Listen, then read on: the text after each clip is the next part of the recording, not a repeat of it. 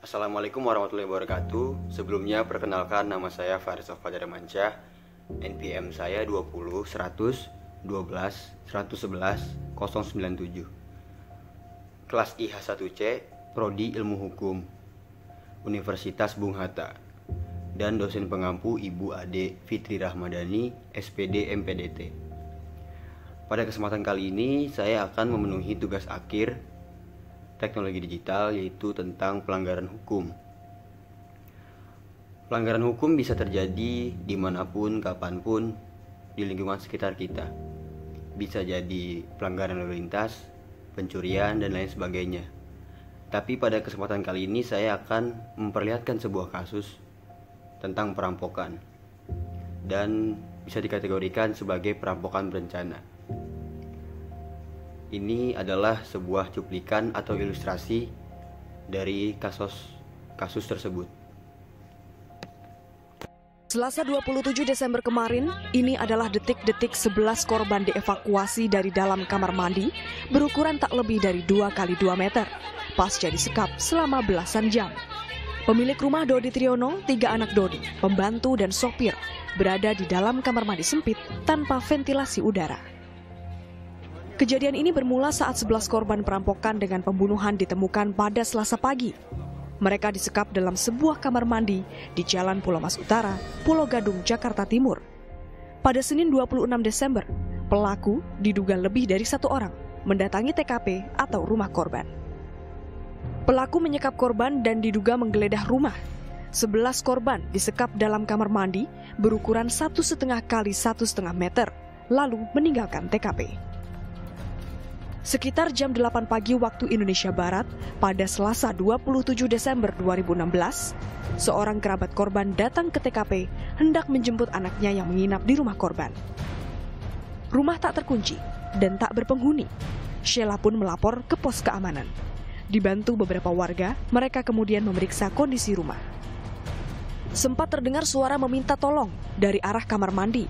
Sheila pun langsung melapor ke pos polisi. Petugas datang, mendobrak kamar mandi, dan menemukan 11 korban. Kamera pemantau atau CCTV yang terpasang di rumah korban juga menggambarkan detik-detik masuknya pelaku ke dalam rumah menggunakan mobil minibus berwarna putih. 2 orang nampak dengan mudah mengakses masuk ke dalam rumah korban pada Senin lalu. Sementara di dalam rumah, pelaku mengumpulkan korban di ruangan tengah sebelum akhirnya 11 korban digiring masuk ke dalam kamar mandi.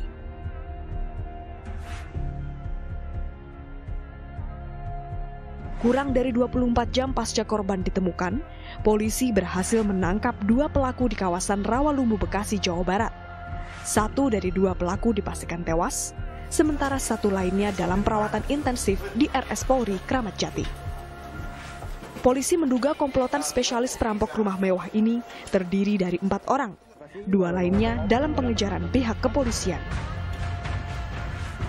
Dari cuplikan sebelumnya, para pelaku divonis dengan pasal 340, pasal 338, pasal 365, dan pasal 333. Jadi ada adegan berupa perencanaan sebelum melakukan perampokan. Itu pun sudah bisa dicap sebagai perampokan berencana. Dan mereka berkumpul sebelumnya di Cisarua, Bogor untuk merencanakan perampokan tersebut.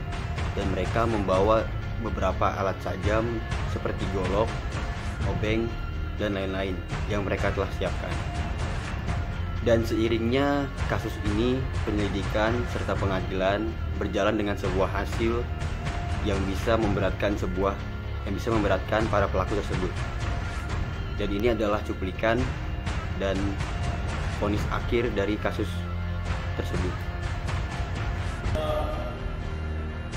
Ridwan Sitorus alias Iuspane, Erwin Situmorang, dan Alvin Sinaga hanya bisa tertunduk saat Hakim Ketua Gede Aryawan membacakan putusan kasus perampokan dan pembunuhan di Pulau Mas, Jakarta Timur pada Desember silam.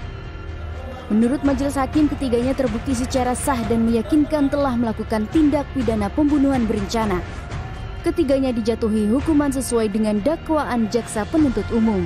Ridwan dan Edwin divonis dengan hukuman mati, serta Alvin divonis dengan hukuman penjara seumur hidup. Kalau kami sudah menguraikan semua hal-hal yang memberatkan di tuntutan, kami sudah bacakan. Di antaranya tadi juga diulang kembali oleh majelis hakim, yang ketua majelis tadi sudah membacakan putusan. Hal-hal yang memberatkan begitu banyak, ya, dan memang tidak ditemukan dalam sidang-sidang ini hal-hal yang meringankan kami. Terutama misalnya dua orang terdakwa ini memang sudah diputus dalam suatu perbuatan yang pencurian dengan kekerasan. Ini ada sindikat yang memang sindikat yang udah nekat seperti ini. Menurut majelis hakim, salah satu poin yang memberatkan adalah para pelaku secara sengaja memasukkan 11 korban ke dalam kamar mandi secara bersamaan. Hal tersebut mengakibatkan 6 orang meninggal dunia dan 5 lainnya luka-luka. Cuplikan sebelumnya adalah vonis akhir dari hakim untuk para pelaku. Dan mungkin hanya ini yang bisa dapat saya sampaikan dan saya tayangkan. Kurang lebihnya mohon dimaafkan apabila ada kesalahan kata dan salah penyampaian. Saya Faris Ofa Darmansyah undur diri. Terima kasih telah menyaksikan video ini. Assalamualaikum warahmatullahi wabarakatuh.